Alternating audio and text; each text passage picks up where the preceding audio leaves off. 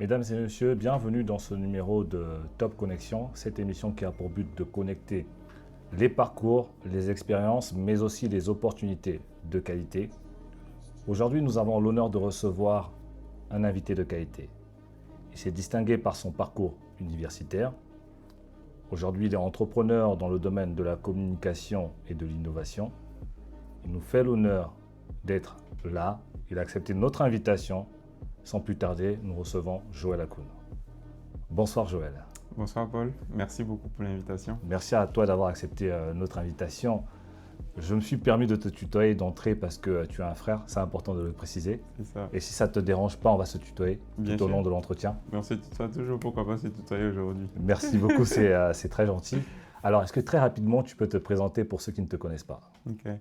Déjà, merci encore pour l'invitation. Je pense que c'est déjà un projet très louable et une excellente initiative justement de prendre le temps de vouloir connecter justement les parcours, les profils et surtout de pouvoir inspirer. Tout à fait. En même temps, je ne suis pas surpris parce que je pense que c'est l'une des choses que tu sais faire le plus. Moi qui te connais déjà depuis plus d'une dizaine d'années. Tout à fait, oui, ça passe vite. En tout cas, très content d'être là déjà. Et après, en quelques mots, je suis Joël Akoun, comme tu l'as si bien dit. Donc, jeune entrepreneur ivoirien. Et j'évolue aujourd'hui dans plusieurs domaines. Effectivement, les plus connus sont dans le domaine de la communication, de l'IT, donc de l'innovation technologique, mais également aussi dans l'événementiel, l'événementiel notamment culturel. Et donc aujourd'hui, je fais mon petit bout de chemin.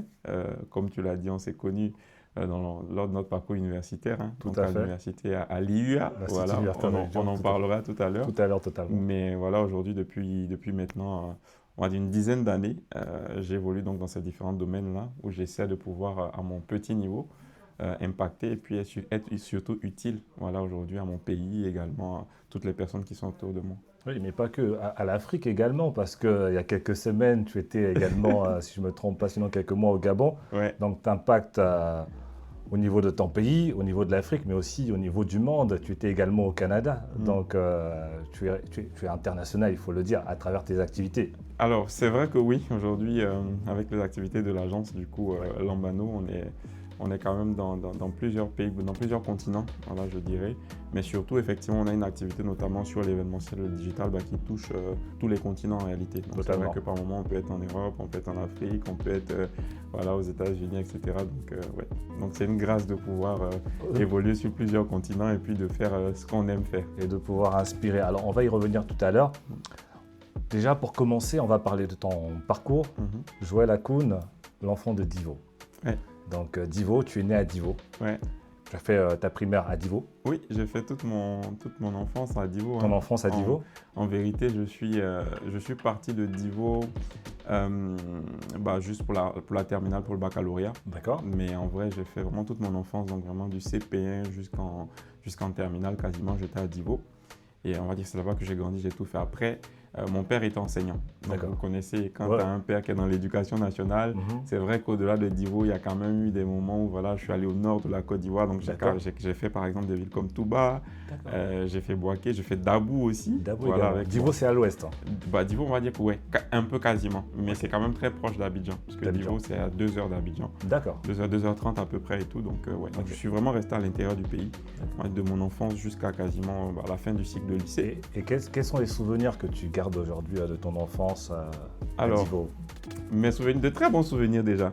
Parce que on va dire que c'est à Divo que j'ai tout appris. Voilà les bases de l'éducation, que ce soit l'éducation, les cours, la rigueur, la discipline, etc.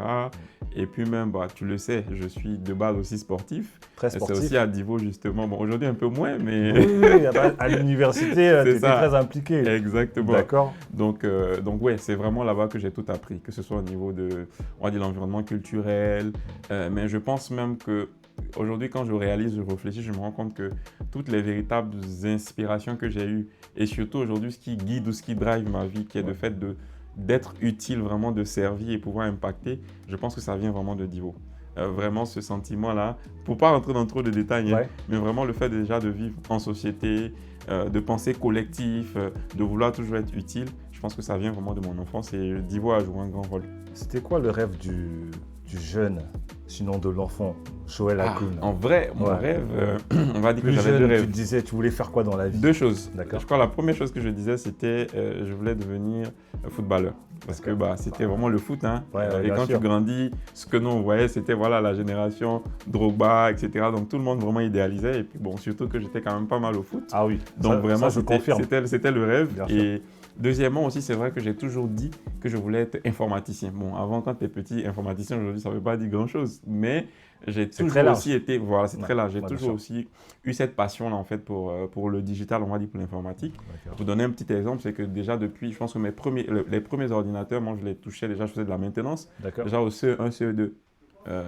Là, on a Divo. Oui, on a Divo. Donc CE1, CE2, mon père était justement chef d'établissement. D'accord. Donc quand il y avait un souci et tout au niveau des ordinateurs et tout, je commençais déjà à cet âge-là à démonter un peu les PC.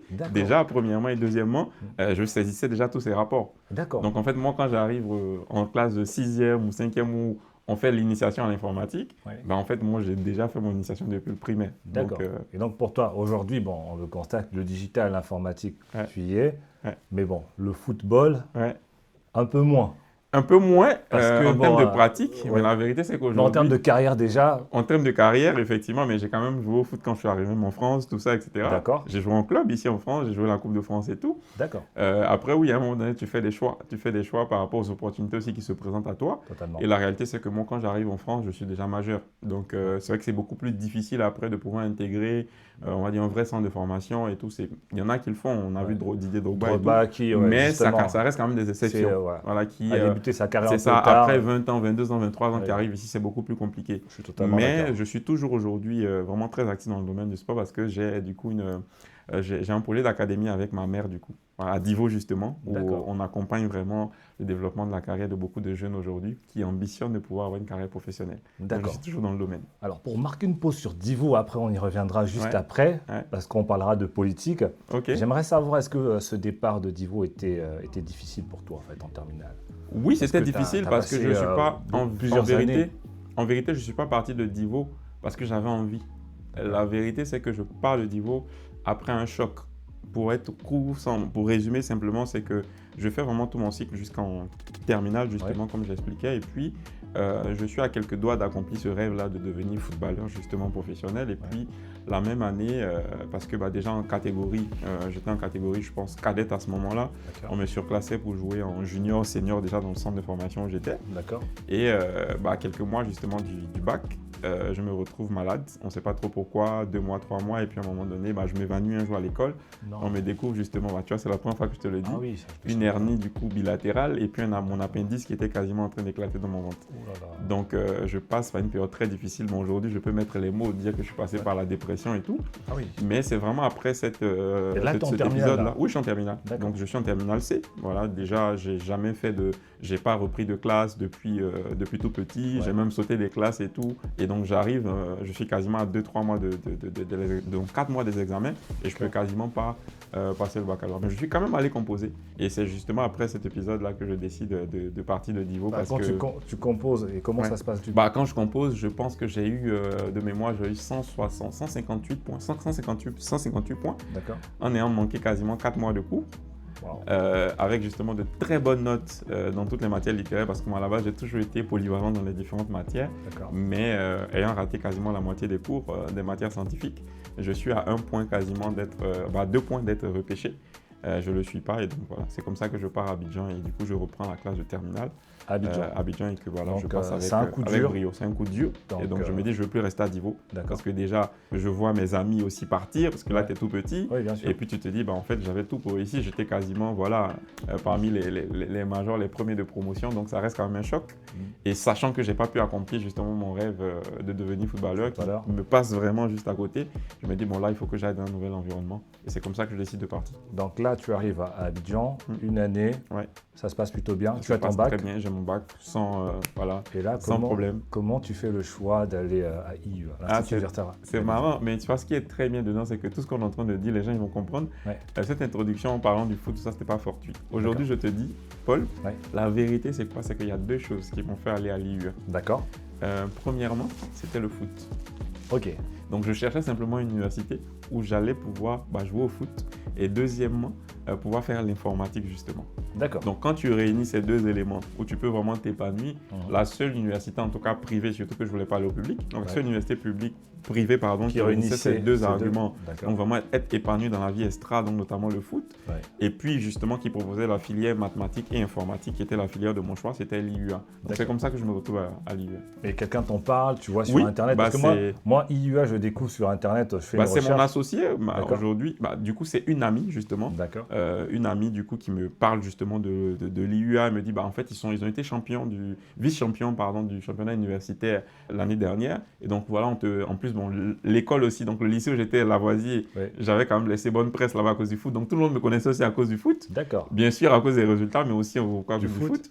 Et donc c'est comme ça qu'elle me dit, je pense que tu peux aller là-bas, et c'est comme ça qu'elle me donne le numéro de celui qui est mon associé justement aujourd'hui, donc à Lambano, Landry.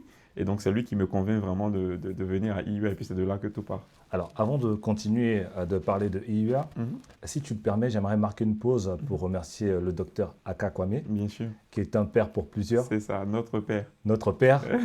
Merci pour l'accompagnement, merci pour les conseils. Il a toujours été présent, il a toujours soutenu les initiatives des étudiants.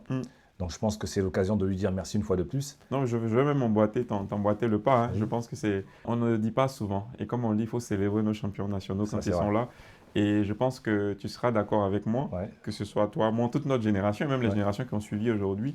Je pense qu'on doit beaucoup non seulement à l'IUA, mais on doit aussi beaucoup à ce monsieur, parce que je pense que le prix qu'il a payé, c'est aussi ce qui nous a permis de pouvoir vraiment développer tout ce qu'on a développé comme compétences, qui nous permet aujourd'hui de pouvoir faire des choses beaucoup plus vite, mais en vérité, ce sont des choses qu'on a fait déjà quand on était dans le cadre estudiantin. Donc vraiment, je profite de cette lucarne vraiment pour saluer vraiment Papa Aka. Moi, c'est comme ça que je l'appelle. Moi aussi, je l'appelle Papa. Voilà, Papa Aka, et je dis vraiment merci d'avoir vraiment, je pense, d'être allé au bout de ce rêve-là, de construire vraiment un vrai édifice dans l'éducation aujourd'hui en Côte d'Ivoire, et qui permet surtout, au-delà de l'éducation, on va dire aller à l'école, oui, mais vraiment qui permet de pouvoir s'épanouir. Et je pense qu'on est tous des fruits, des produits vraiment de la vie associative, et en tout cas, on lui doit ça. Merci, Papa Aka. On va y revenir tout à l'heure. Alors, on en parlait en off. J'arrive à IUA, et tu es le premier étudiant avec qui je parle. C'est vrai en plus. Et au premier étage, juste à côté de la bibliothèque, dans le bureau de Monsieur Eric. Et comme on en parlait tout à l'heure, j'arrive, tu es président des étudiants, et tu es très impliqué dans les activités sportives et culturelles. Alors j'aimerais savoir comment a débuté cet engagement associatif en fait, avant de devenir président. Alors, effectivement, moi je pense que, et ça c'est vraiment une façon de penser que par la grâce de Dieu aujourd'hui, je pense, et je prie en tout cas de toujours garder, c'est que le fait de devenir, tu vois, président justement des étudiants à IUA, pour moi, ce n'est qu'une conséquence de plusieurs choses. Je donne un exemple très simple. C'est vrai que dans la vie, il faut se donner des objectifs. Il y a tel moment, je vais faire ci, je vais faire ça. Mais pour être totalement transparent avec toi, je t'ai expliqué par exemple les raisons pour lesquelles je suis arrivé à IUA, etc. Mais même pendant ma première année et tout, jamais je m'étais dit, je deviens en fait, ou je deviendrai moi, c'est l'objectif, voilà, c'est que dans 1 an, dans 2 ans, je sois président des étudiants de l'IUA. Non. D'accord. Pour expliquer, effectivement, tout vient déjà, je pense, comme je l'ai dit, à la fois de Divo, mais vraiment de tout mon parcours. Déjà, j'ai été éduqué dans une famille avec un père qui était dans l'éducation, chef d'établissement, une mère commerçante. Donc, c'est un mix de beaucoup de choses où, déjà depuis petit, je vois en fait 2 tableaux. Donc, mon père qui est fonctionnaire, ma mère qui est entrepreneur.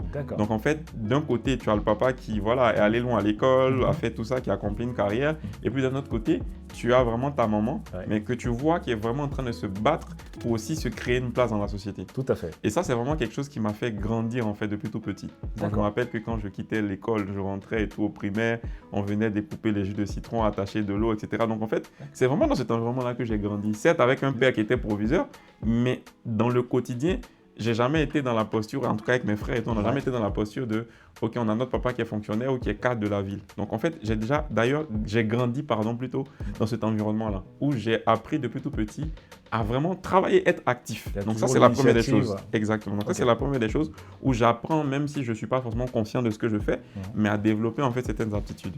La deuxième des choses, c'est que par mon éducation aussi, en tout cas, je le pense, c'est que j'ai appris à vraiment apporter de l'aide ou du soutien en fait aux autres et surtout partager ce que j'ai de plus cher.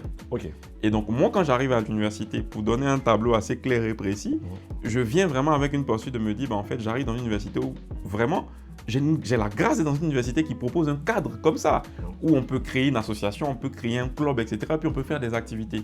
Donc, quand j'arrive principalement à IUA, c'est vrai qu'on me connaît aussi très vite à cause du foot et tout. Foot, ouais, bien sûr. La première année, mais en même temps, je suis dans une optique de me dire, mais en fait, qu'est-ce que je peux faire pour aussi vraiment aider à ce que tous les autres étudiants soient autant épanouis que moi, par exemple, dans le foot. D'accord. Et c'est comme ça que je décide de m'impliquer vraiment dans la vie associative. Donc, c'est comme ça que je rencontre le grand frère Guy Boris, pour lequel voilà, je bats campagne vraiment. Et moi, je ne sais pas faire les choses à moitié. Donc, vraiment, je m'investis pour qu'il devienne justement le président voilà, de l'association des étudiants. Au passage aussi, enfin, un clin d'œil au grand frère Cassie. Mais bien sûr, j'allais en venir. Ah, et du coup, c'est après ça qu'il y a vraiment, on va dire, cette belle échauffourée, on va l'appeler comme ça. Guy Boris, Cassie et tout à l'université. Mais ça reste justement deux grands frères, en tout cas avec bien sûr des qualités qui sont différentes, mais en même temps une même ambition. Et puis à la fin, justement, on a deux présidents. Voilà, on a deux présidents, l'un président du siège, l'un président justement de droit. Mais je suis toujours arrivé en fait avec cette optique-là de dire, je veux faire des choses pour être utile. Donc je me rappelle que dans le bureau de Guy Boris, j'étais secrétaire général adjoint, je pense, il me semble, dans son premier bureau. Donc, j'étais en première année. Hein. Mais j'étais vraiment très actif. Je n'hésitais pas à proposer des activités, extra, des conférences et tout. Je venais de l'environnement. Donc, c'est vraiment de là aussi que vient, on va dire, toute cette envie-là. Et quand je commence à le faire, la réalité, c'est qu'au bout d'un an, je ne suis pas forcément satisfait du résultat. Et ça, je le dis, je ne l'ai jamais caché. Hein. Vis-à-vis même du grand frère Guy Boris, j'ai dit, je n'étais pas forcément satisfait de... Je pensais qu'on pouvait toujours faire plus. Jusqu'aujourd'hui, on assume les propos. Non, moi j'assume. J'assume clairement, il le sait. Et c'est aussi pour ça que je pense qu'on peut évoluer justement dans les pas de quelqu'un, mais l'apprécier, le respecter et avoir aussi des ambitions qui sont nobles dès l'instant où on n'est pas en train d'aller contre cette personne. D'accord. C'est-à-dire que pour moi, c'est deux choses différentes. Je peux grandir aujourd'hui avec Paul ou quelqu'un peut grandir avec Paul et Paul peut accompagner quelqu'un, peut estimer que en fait, on est légitime de faire ça sans qu'on devienne ennemi. Bien sûr. Donc par exemple, quand en deuxième année, je décide de me présenter, c'est l'une des premières personnes que j'informe. Je lui dis, je vais être candidat. Donc c'est un mécontentement, c'est la suite d'un mécontentement que tu oui, en partie. De briguer la présidence. Oui, en partie, parce que déjà, même avant la première année, pour te dire, c'est que moi, je démissionne du bureau de l'association avant la fin de l'année. Parce que je n'étais pas forcément j'ai envie de dire, et c'est pas du tout, je ne suis pas en train de tirer sur quoi que ce soit, je relâche juste ce qui était. C'est que j'estimais qu'en fait, on avait beaucoup de potentiel aujourd'hui, surtout pour l'université, de faire des choses beaucoup plus grandes. Donc, à un moment donné, on n'arrive pas forcément à faire passer ces idées. Il faut avoir la sagesse de se dire, en fait, on lève le pied. Mais est-ce que ce n'était pas un bouc émissaire? Pas du tout. Parce que c'était de belles personnes, avec un bon cœur. Émissaire pour se présenter. Mais pas du tout. Et c'est là que je veux en venir justement. C'est que quand je décide de me retirer, je décide de me retirer pour faire quoi? Pour créer juste un club. D'accord. Et c'est là que je rencontre justement le Dr Aka, où je lui parle vraiment de ma vision de créer un club d'excellence. Sachant que, et pourquoi même te dire qu'en fait, c'était même pas une raison, c'est qu'après tout ce qui s'est passé dans notre première année, tu as eu l'historique et tout, l'université, justement, l'administration décide qu'il n'y ait plus de président d'association. Donc en fait, en deuxième année, quand on arrive, il n'y a même pas une histoire de il va avoir un président d'association, non, pas du tout. Il n'y a plus d'association. À IUA, ça n'existe plus. Il n'y a que des clubs qui sont maintenant sous la coupole de la direction des études avec du coup le docteur Kwasi Eric. Kwasi Eric, tout à fait. Donc, et c'est comme ça que moi je décide de créer juste un club. Donc je crée un club qui va justement créer des activités qui vous permettent vraiment d'améliorer le bien-être des étudiants. Et puis du jour au lendemain, on a maintenant une note qui arrive, on dit finalement, ouverture du poste. C'est vraiment que c'est parti de là. Un mercredi, on a une information, on nous dit il y aura finalement une élection. Alors, j'aimerais bien éclaircir quelques points. On avait le grand frère Cassie et le grand frère Guy Boris. Quand on arrête avec les activités de l'association, sinon des associations d'étudiants. Alors, j'aimerais éclaircir un point. L'université décide d'arrêter les activités associatives. Oui, parce que ça crée trop de passion. Il y a vraiment un peu... Ça frise même la bagarre, il faut dire les choses carrément. Et ça crée des clans dans l'université. Moi, je n'étais pas présent, j'ai entendu parler de ça. Oui, c'est ça. Ça crée vraiment des clans maintenant dans l'université. Donc, à un moment donné, je pense que c'était la bonne décision. L'administration prend une décision qui est que... Oui, bonne décision parce que par la suite, ça t'arrange ou pas? Dans quel sens? Un peu, oui, parce qu'après, tu peux te présenter. Mais non, c'est pas ça le point. Moi, quand je disais que ça m'arrange, je disais que c'était vraiment louable de prendre la décision de sursoir à ce moment-là parce que ça créait trop de passion. Mais il y aurait... Ah, d'accord. Ça crée trop de passion. Ça crée vraiment trop de passion. On est vraiment même en train de... Ça frise quasiment même les violences finalement physiques. Non. Donc, mais bien sûr, je te dis, pour ceux qui ont fait vraiment l'IU à cette époque-là, ils vont te dire. Et c'est à ce moment-là que l'université décide pour préserver justement la vie des étudiants en toute responsabilité. Parce qu'en fait, ça part aussi du principe que l'association prenait quand même beaucoup de place. L'association avait la liberté, tu as été président de l'association, avec la liberté d'organiser beaucoup de choses. Donc à un moment donné, l'administration se dit non, on met fin à ça. On garde quand même les clubs. qui existent, mais l'administration vraiment reprend le relais sur toute la coordination des clubs. Donc c'est de là que ça part. Alors, ce que je ne savais pas, c'est qu'il y avait eu des violences. Oui, ça a failli passer vraiment à la bagarre. Il y a à un moment donné, il y en a même, on va même brûler l'université. En fait, c'était vraiment passionné. C'était très passionné. Donc à un moment, il fallait arrêter. Exactement. J'aimerais savoir, ça a duré combien de temps? Alors, je pense que, en vrai, ça a duré la phase des élections. Hein. Donc, je pense que ça a duré 2-3 semaines. Après ça, il y a eu un résultat qui a été proclamé. En vrai, c'est vraiment le typique de ce qu'on a vécu aussi en Côte d'Ivoire. Hein. Donc, il y a un résultat qui a été proclamé par la commission électorale qui n'a pas été accepté. C'est comme ça que finalement, il y a eu deux présidents. Donc, il y a eu le président Guy Boris Dziripé et puis il y a eu le président Kassi Raphaël. Donc, finalement, comme il y avait plusieurs campus, il y a eu une solution qui a été trouvée que chacun soit président de plusieurs campus. Donc, Kassi Raphaël gérait justement, le président Kassi Raphaël gérait tous les campus qui étaient au niveau de l'administration, donc au siège.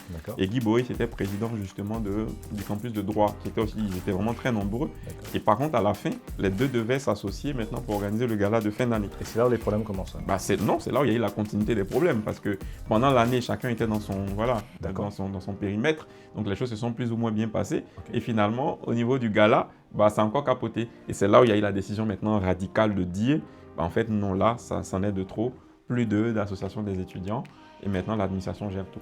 D'accord. Donc, l'année qui suit, ils décident de revenir sur leur décision. L'année qui suit, en début d'année, pas vraiment, parce qu'on commence la rentrée en septembre-octobre. Tout à fait. Et moi, de mémoire, si je me souviens bien, notre élection l'a eu en décembre. Donc, en fait, on fait déjà septembre, on fait octobre, novembre.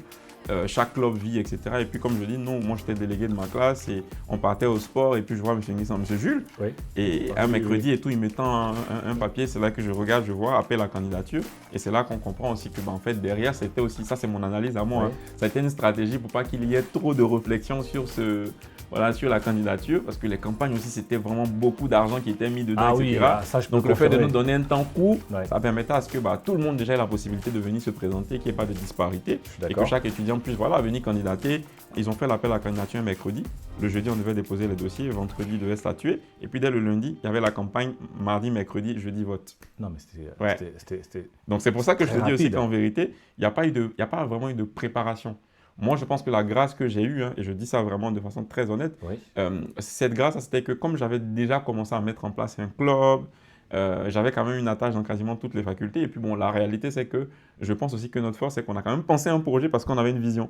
Et la vision justement du club qu'on avait d'excellence. Et quand je dis club d'excellence, c'est pas qu'au niveau des résultats, c'est dans tout vraiment les compartiments. Donc, que ce soit au niveau du sport, que ce soit. Donc, c'est vraiment ce programme-là qu'en 2-3 jours, on a réussi à adapter et qu'on a réussi à vendre aux étudiants. Alors, pour cette élection, j'aimerais savoir, est-ce que Kassi et Guy Boris étaient d'office écartés?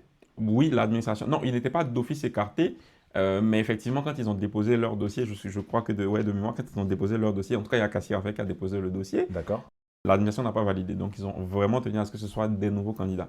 D'accord, donc le but de l'administration, c'était de tourner la page. C'était de tourner la page et vraiment faire place à une nouvelle génération, comme on dit à la jeune génération, même s'ils n'étaient pas vieux. Ils n'étaient pas vieux. Mais ils étaient beaucoup plus âgés que nous. Tout à fait, donc ça se passe plutôt bien, la campagne se déroule bien pour toi, donc ça ne dure pas. On est sur une semaine, 2 semaines maximum. Non, une semaine, parce qu'en réalité, les candidatures sont validées le vendredi. Lundi, officiellement, on va étudier des campagnes, mais bon, le samedi, dimanche, on faisait déjà un peu campagne. Et puis donc de lundi à mercredi, et puis là, on assiste justement à la deuxième fois après Guy Boris et Kassi, du coup, au grand débat devant toute l'université, le mercredi, et puis le jeudi, à le vote. Est-ce que tu te rappelles du candidat que tu avais en face? Sinon, Non, bien sûr, qui est aussi également un frère. Il y avait combien de candidats déjà? Alors, il y avait 5 candidats à la base. 5, ok. Mais avec les tractations, finalement, il y a eu 2 candidats. Lesquels? Donc, Joël Akoun et Carlos Tougan. Carlos Tougan, qui est le frère de Roland Tougan également. Exactement, c'est ça. Donc, c'est vraiment ce que je te dis, c'est vraiment la famille. C'est ça. Donc, ça se passe bien. Tu deviens président de l'association des étudiants de IUA. Alors, pour tous les étudiants qui nous suivent et qui aimeraient, pourquoi pas, devenir président d'une association estudiantine, comment on fait pour gagner une telle élection? Alors, je pense que pour gagner une telle élection, déjà, c'est de la préparation. D'accord. Mais je pense surtout qu'après, ça peut être Parce relatif. que, certains, je me permets, j'avais carte blanche dans le cadre de la préparation de cet entretien. Certaines personnes anonymes, présidents, m'ont fait comprendre que Joël Akoun a usé de stratégie. Ah bon? Oui, avec plusieurs con pour finalement se positionner. Qu'est-ce que le président a à dire à ce sujet? Déjà dire Je que pense c'est que vous l'avez déjà entendu. Ouais. Ouais. Je l'ai entendu, il y a plusieurs choses, mais après c'est comme ça, je pense que c'est aussi On va bifurquer tout à l'heure, mais c'est comme la politique. Est-ce que c'est vrai? Est-ce que... Non, c'est pas vrai, parce que comme je l'ai dit, et je pense parce que jusqu'à aujourd'hui, certains en parlent encore, oui, bon... ça c'est normal. Il a joué sur 2 plans et au final... En fait, c'est normal parce que les gens vont toujours en parler. Ouais. Mais pour ceux qui me connaissent, et de toute façon, je pense qu'on ne fait pas les choses pour plaire aux gens. On fait les choses parce que non seulement on est convaincu de ce qu'on fait, et comme moi je l'ai dit, moi, mon credo, ma vision a toujours été d'être utile et d'être sincère et transparent. La preuve, comme je te l'ai dit tout à l'heure, c'est que même quand je décidais, tu vois, l'exemple très simple, hein, comment j'ai décidé de me présenter, la première chose c'était « Ah non, c'est le petit de Guy Boris ». Et sachant qu'il faut dire les choses clairement, Carlos Tougan, il faisait partie du bureau aussi de l'association de Cassie Raphaël et tout. Donc les gens ont revu en fait on va dire une autre affrontation, tu vois, à différentes échelles. Donc, c'est encore Guy Boris en miniature et Cassie en miniature. Mais la vérité, c'est que Joël Akoun a joué sur 2 plans, oui ou non? Mais non, du coup, ça, je le dis clairement. Parce que déjà, premièrement, comme je l'ai dit, moi, ma première année de campagne et tout, ma première année, à l'université, tout le monde savait que j'ai défendu Guy Boris en descendant d'Iripé, à bras le corps, à 100%. Et tu vois, aujourd'hui, le grand frère Cassie et tout, on est en de très bons termes et de très bonnes relations, mais j'ai jamais, tu vois, été dans son bureau, j'ai jamais été participé, tu vois, à l'organisation de ces... Parce que pour moi, c'était fondamental. Quand je fais un choix, je l'assume. Donc, et ça a toujours été, tu vois, un principe de vie. Donc, premièrement. Et deuxièmement, pour te dire, comme je t'ai expliqué, moi, la réalité, c'est que ma candidature part aussi effectivement de frustration que j'ai vécue d'abord même étant dans le bureau de Guy Boris. C'est aussi ça qui me fait me dire, c'est même pas une histoire de moi, parce que j'ai jamais eu de projet de moi, je décide d'être candidat. Mais ce que j'avais à l'esprit, c'était de dire, en fait, si nos grands frères aujourd'hui, avec tout le potentiel, ils ne font pas, je ne vais pas dire ce qu'ils doivent faire, mais ils ne font pas plus que ce qu'ils peuvent faire, en fait, nous qui sommes encore plus jeunes, on peut démontrer qu'on a la capacité de faire les choses. Donc, pour toutes les personnes qui nous suivent, on peut le dire aujourd'hui, Joël Akoun n'a pas joué sur 2 plans, il n'a pas usé de stratégie. Bien sûr que non. Il avait son projet, il a présenté. Et je suis allé au bout. Il est allé au bout et au final, il a gagné. C'est ça. Mais comme vous l'avez dit, les gens parleront toujours. Ça, c'est ça, c'est le principe. Alors, pour répondre à la question, comment on fait pour gagner une telle élection? Alors, pour gagner une telle élection... Parce qu'il faut déjà balayer ce point, user de stratégie, de jouer sur 2 plans. Mais je pense qu'on écarte déjà parce que vous ne l'avez pas pratiqué. Il y a une différence entre avoir une stratégie et jouer sur 2 plans. Donc, quand on parle de jouer sur 2 plans, ça veut dire qu'en fait, comme on dit, tu es à gauche, tu es à droite. Tu ne peux pas être pile et moins. Ce que les gens ont dit. Exactement. Et ça, pour moi, c'est... Et ce qui a été rejeté. Voilà, clairement. Maintenant, user de stratégie, bien sûr, c'est que j'ai un projet. C'est comme aujourd'hui, je veux vendre, tu vois, les 2 éléphants qui sont là, un objet et tout que j'ai. Je dois penser stratégie parce que je dois marketer ce que je dois vendre. Donc, il faut que je pense à, OK, c'est quoi la valeur ajoutée de mon produit? Donc, c'est pareil, c'est le même standard. Pas de stratégie machiavélique. Non, mais pas du tout. Pas du tout. C'est-à-dire que pour moi, et je pense justement que, tu vois, aujourd'hui, même quand on voit, si on regarde le volet politique et tout ça, la vérité, c'est qu'il y a beaucoup de choses que même nous sommes en train de vivre aujourd'hui. C'est pour moi la graine qui a été semée depuis l'université. C'est les mêmes pratiques. Donc en fait, ce qu'on commence à faire justement au primaire, c'est avec la même chose qu'on grandit au collège et ensuite au lycée, à l'université. Donc si déjà dès cette base-là, tu vois, on est gangréné, on est vraiment dans un état d'esprit qui n'est pas positif, forcément c'est ces mêmes attitudes-là qu'on va développer. Moi en vérité, je parle de moi parce que c'est ce que je peux dire, tu vois, et je pense qu'il y a des personnes comme toi, il y en a beaucoup de personnes, c'est que faut jamais penser, tu vois, que pour soi. Il faut penser aux autres en fait. Et moi, c'est pour ça que je dis, j'ai jamais eu d'ambition de vouloir être président d'IUA. Ça n'a jamais été un goal pour moi. C'était une conséquence de plusieurs choses. Et à un moment donné, j'ai voulu m'affirmer parce que je croyais en mon potentiel et je croyais surtout que je pouvais être utile à redorer non seulement l'image de l'université, mais créer un cadre en fait où il y avait moins d'injustice. Ça part de là. C'est-à-dire que moi, on a parlé de mon, tu vois, de mon histoire, de mon parcours. Je viens de Divo avant tout. Donc en vérité, l'IUA où l'IUA à Cocody. Donc quand j'arrive là, et ça, ce n'est pas lié à l'école, c'est dans l'environnement dans lequel on est, qu'on le veuille ou pas, il y a des disparités. Donc moi, en tant qu'enfant de Divo, je me dis, mais en fait, il y a beaucoup de choses que je n'arrive pas à faire parce qu'il faut dire les choses clairement, je ne me sens pas comme un enfant de Cocody. Et quand j'essaie d'apporter mes idées justement aux enfants de Cocody et que je vois que ça ne passe pas, j'ai envie de dire, en fait, l'enfant de Divo en question peut être capable de faire des choses. Ça part juste de là. Mais surtout, pas dans une logique de dire, je vais aller contre quelqu'un ou même une opportunité de ça. Et tu vois, et en plus, non seulement ce n'était pas le but, et tu vois, c'est aussi avec une insouciance. Et là, je vais toucher même un autre volet qui est important parce que je pense que pour ceux, en tout cas, de l'IUA qui nous regardent, c'est des sujets qu'on n'a jamais peut-être abordés, tu vois, en direct. Faut dire les choses clairement. Pour ceux qui ont grandi à Abidjan, quand on voyait l'IUA et tout le monde, la connotation qu'on avait de l'université, c'est dit, eux, là, ils sont présidents, c'est pour voler les millions. C'est ça qu'on dit. Sur ce point, je suis d'accord. Tu vois, et c'est la mentalité. Mais moi, je le dis aujourd'hui, et on a fait une émission publique. Ouais. Je pense que même l'administration de l'IUA va, tu vois, pour voir ce que je dis. Fort possible. Je donne un exemple très simple. Ouais. Paul, moi, quand je suis devenu président de l'association des étudiants, j'ai été, en tout cas, bon, je vais dire, quand je dis j'ai été, parce que c'est la réalité, le premier président sans budget. La première année de mon mandat à l'IUA, il n'y avait plus de budget. Bien sûr, à cause des antécédents qu'il y avait eu. D'accord. Donc, c'est vraiment la confiance qu'on a réussi, tu vois, à redonner justement, tu vois, à l'université, qui a fait que avant justement le gala, c'est-à-dire que même le génie universitaire, la première édition qu'on organise de l'université, il n'y avait pas de budget.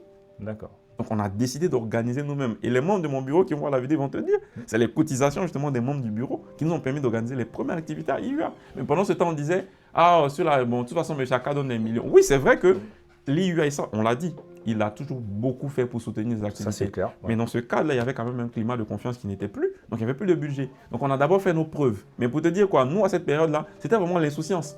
On avait juste envie de pouvoir faire des choses qui allaient marquer.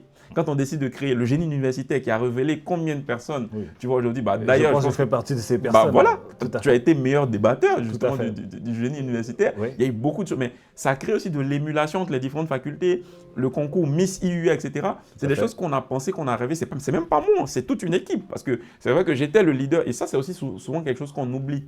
C'est que très souvent, on va dire oui, Joël Akoun, Paul Gamassa, etc. Ouais. Mais c'est vrai que oui, j'ai eu la vision, j'ai pensé le projet, mais jamais j'aurais pu faire ça si derrière moi, il n'y avait pas des Hilary, il n'y avait pas des César, il n'y avait pas des Idriss Kafana, il n'y avait pas et tout, tu vois, des Serena Bassolé, etc. Tu vois, des Olivia Carole. Donc c'est vraiment… et remercier également en passant. C'est ça. Et tu vois, c'est vraiment dans une logique de se dire, bon, je ne vais pas dire on était jeunes parce qu'on est toujours jeunes, mais à cette époque, on était encore plus jeunes. Je suis d'accord. Mais on avait envie de vraiment… Tu vois, souvent, quand on parle d'impacter notre génération, on ne se rend pas compte. Mais nous, en tout cas, à l'IUA, on voulait être fiers de dire déjà qu'on vient de l'IUA, mais surtout faire des choses qui permettraient à tous les étudiants de l'université, que tu viennes d'Abobo, que tu viennes de Cocody, que tu viennes de Divo, etc., de se dire, en fait, je suis dans une université où il fait bon vivre, en fait. Et dès l'instant où l'université, donc l'administration, créait vraiment le cadre pour qu'on ait des cours de qualité, le rôle de l'association, c'était de pouvoir contribuer au bien-être des étudiants. Et c'est ce qu'on s'est efforcé à faire pendant 2 ans. Joël Akoun, je me permets encore de revenir sur la question.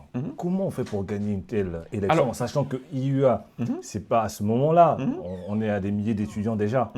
Comment on fait pour gagner une telle élection et toucher le cœur de plusieurs étudiants? Tu vois, je pense que la première réponse, déjà, comme tu as, c'est d'abord la stratégie. Parce que, en fait… Donc, il y avait une vraie stratégie. Mais il y avait une vraie stratégie. Et c'est assumé. Mais c'est assumé clairement. D'accord. Je donnais des exemples très simples. Mais cette stratégie-là, ce n'est pas juste une stratégie qui est juste faite pour vendre quelque chose qui n'a pas de valeur. D'accord. On a vendu, c'est même pas Joël Akoun qu'on a vendu. On a vendu le projet d'une génération. Tu vois, par exemple, le slogan de campagne, c'était « Aux âmes bien nées, la valeur n'attend point le nombre des années ». Parce qu'on connaissait non seulement nos qualités, mais on savait aussi que ce qui allait nous être reproché, c'était de dire « Ah, ils sont trop jeunes. Ouais. » Et tu t'imagines, moi, j'étais en 2e année d'université. Tout à fait. Sachant que, en fait, l'IUA, c'est de la licence 1 jusqu'au Master 2. Donc, un étudiant de 2e année, on va dire, qui est encore en train de prendre le biberon en griffe de l'université, il va venir diriger des étudiants de Master. Ouais. Donc, il fallait vraiment montrer qu'on est jeune, mais en fait, on a de la qualité à valoir. Donc, on peut dire qu'avoir un bon projet, ça peut être suffisant pour faire la différence, ou pas que. Mais bien sûr, parce que je donne un exemple très simple. On était dans un cas de figure, on n'avait même pas d'argent. À cette époque-là, on avait quoi? Mais tout ce qu'on avait, c'était nos idées. Donc, notre projet, nos idées, et puis la stratégie qu'on a mis en place. Et j'ai envie de dire la 4e chose, si je dois résumer, par rapport à la question et tout c'est aussi vraiment l'équipe. Et je pense qu'en tout cas, moi, en ce qui me concerne, c'est ce qui a fait la différence. Je suis d'accord. C'est-à-dire qu'on pouvait peut-être même mettre, je pense, en face, avoir peut-être 2 leaders. Carlos, très bonne valeur aussi, une bonne personne, belle personne, etc.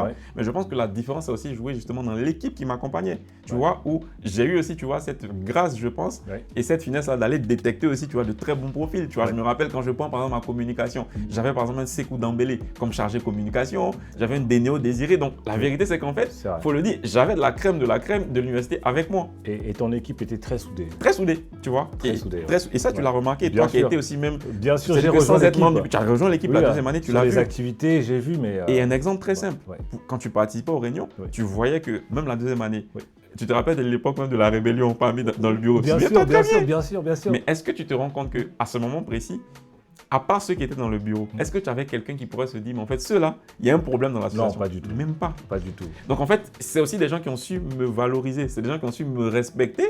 Et je pense que, voilà, on a fait ce qu'on avait à faire et puis, par la grâce de Dieu, on est arrivé à atteindre de bons objectifs. Joël Akoun, président de l'AUIA, l'association des étudiants de l'Institut universitaire d'Abidjan.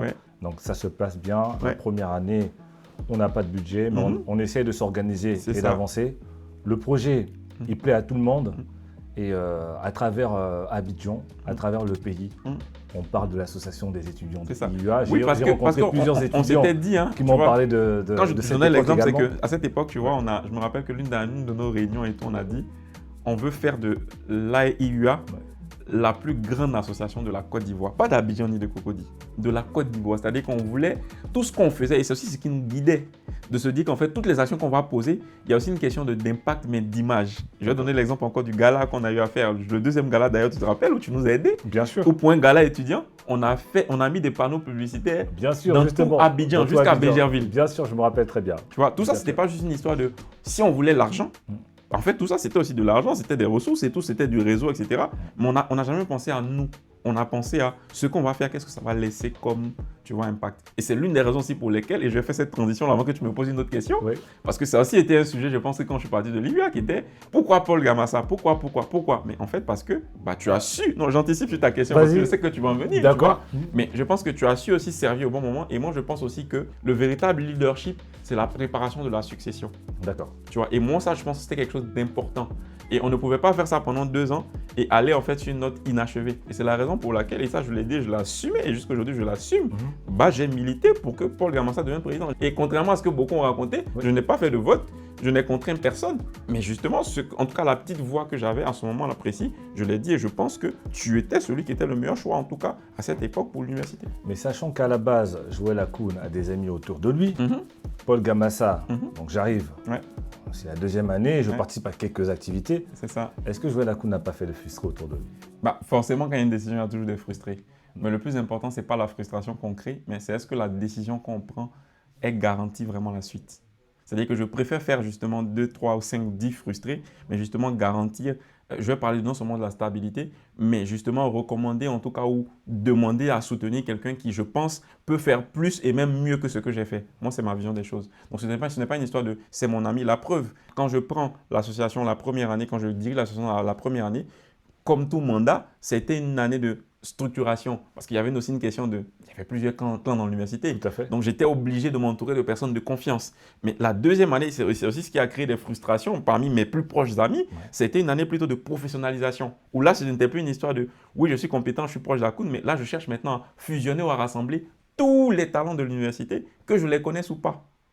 Et ça, c'est ma vision des choses. Qu'est-ce que tu as identifié chez ton frère aujourd'hui, Paul Gamassa? Pour moi, la première chose que j'ai identifiée, et c'est aussi, tu vois, je vais revenir sur la question que tu as posée, comment on fait pour être, pour gagner l'élection, je pense que ce soit à l'université ou tu vois pas d'autres, c'est premièrement, je pense qu'il y a quelque chose qui était clair, c'était ta compétence. Loin de vouloir faire de la personnification et tout. Tu étais un étudiant qui était brillant. Voilà, on l'a vu, hein, tu as été meilleur débatteur et tout du génie universitaire et tout pendant le concours et tout. C'était déjà, je pense, un bon exploit. Mais deuxièmement, c'est que on a eu le temps de travailler ensemble. Et je me souviens très bien, toi, tu as dit l'anecdote, mais je me rappelle que, et ça, je vais le dire aujourd'hui publiquement, l'une des choses qui m'avait marqué, c'était, je pense, la deuxième fois on se voit après notre rencontre dans le bureau de l'association, peut-être que tu t'en souviens plus. Paul venait avec sa voiture 4x4 et tout à l'université, n'est-ce pas? Oui, bien sûr. C'était déjà un étudiant bien nanti, pendant que le président n'avait pas de voiture. Tout à fait, oui, je me rappelle. Je me souviens qu'une fois, tu m'as dit, vraiment, président, vraiment, je suis à la disposition de l'association, je veux servir. Et tu te souviens, Paul, du nombre de courses que tu avais fait avec ta voiture? Oui, je me souviens, oui. On t'a jamais donné 5 000 francs de carburant, 10 000 francs de carburant, jamais. Non, pas du tout. Mais au-delà de ça, c'est que tu as participé aux activités du bureau. Et moi, ça m'a marqué parce que tu as été pendant plusieurs mois avec nous jusqu'au deuxième gala sans avoir de poste. Oui. Je ne t'ai jamais nommé, je ne t'ai jamais donné de poste. Pas du tout. Aucune responsabilité. Mais tu as donné tout ce que tu avais à donner. Tu t'es pas, en fait, ça ne t'a pas dérangé d'être même chauffeur finalement sur les événements. Et je faisais les même courses. Avec plaisir, avec les courses. Bien sûr, bien sûr. Pour moi, c'est un signe de serviabilité. Et un vrai leader, c'est quelqu'un qui sait. Donc, quelqu'un qui a de la compétence et qui sait servir, qui sait s'humilier, pour moi, il n'y a pas d'autre choix à faire. Et je vais me permettre de dire, avant qu'on passe à autre chose, je me rappelle un jour après les courses, donc je me retrouve en classe et mon professeur, il me dit, mais Paul Gamassa, tu dois avoir un problème. Et je lui dis, mais pourquoi? Il me dit, mais comment tu peux être en voiture et conduire un président qui n'a pas de voiture? Est-ce que tu n'as pas un problème? Tu vois, c'est ça. Tu n'as pas le... Exactement. Et moi, je dis, mais non, en fait, c'est pour l'association. Il me dit, ça. mais non, en fait, je pense que tu dois avoir un problème. Exactement. Et tu ne t'en rends pas compte, en fait. Mais tu vois, ça, c'est des petits détails. Mais tu vois, ça marque. Et tu vois, là, aujourd'hui, on en parle 10 ans après. Mais c'est des petites choses pour moi qui marquent. Et je pense que dans un choix de succession, certes, moi, en tout cas, je pense que l'un des premiers critères, ça va être la compétence. Mais il y a aussi, pour moi, 2 éléments importants. La confiance et puis la serviabilité. Ça veut dire que demain, on va soutenir quelqu'un, on sait qu'il va se battre, pas pour lui, mais va se battre pour les étudiants. Donc pour résumer, c'était ça qui a guidé mon choix. Alors, avant de terminer avec le chapitre Institut universitaire d'Abidjan, on aimerait savoir, est-ce que le réseau a été d'une grande importance dans les différentes activités qui ont été organisées? Clairement, je vais te donner un exemple très simple. Ouais. Moi, je deviens président de l'association des étudiants, je ne sais plus si, je crois que j'avais 19 ans, je pense, 19 ans, je pense, ou 18 ans. Mais en fait, quand tu vois l'allure des événements qu'on organisait, tu l'as vu toi-même, tu as été président. Bien sûr. Chaque activité déjà à l'université qu'on organisait, par activité, c'était des budgets de plus d'1 million. Par moment, 2 millions, 3 millions. Ouais. Donc, tu t'imagines, déjà, moi, je n'ai pas de voiture. Ouais. Et je prends cet argent-là où l'université, en ce moment, a coupé les budgets. Il n'y a pas de budget de fonctionnement. Ouais. Et pour te dire, c'est vraiment le réseau qui a tout fait. Et c'est là aussi où il faut apprendre à servir les gens, tu vois. Et moi, aujourd'hui, je profite de cette lucarne-là vraiment pour honorer, pour dire merci à des personnes parce que ce sont des grands frères, ce sont des mentors, tu vois, ce sont des pères qui nous ont vraiment aidés. Et je pense que tu en as connu. Mais bien sûr que je vais en citer. Le premier que je vais citer, c'est vraiment aujourd'hui un grand frère, un petit papa pour moi, tu vois, parrain et tout, etc. Mentor, Kenzo Kwadio, le PCA d'Ariel Group, qui nous a vraiment porté pendant tout mon mandat. Et tu te rends compte que faire 2 années, justement, de mandat où tu dois organiser des galas, tu dois organiser des conférences, des séminaires, où tu sais que tu n'as pas un seul franc, et je le dis, on n'a jamais donné un seul franc à Ariel.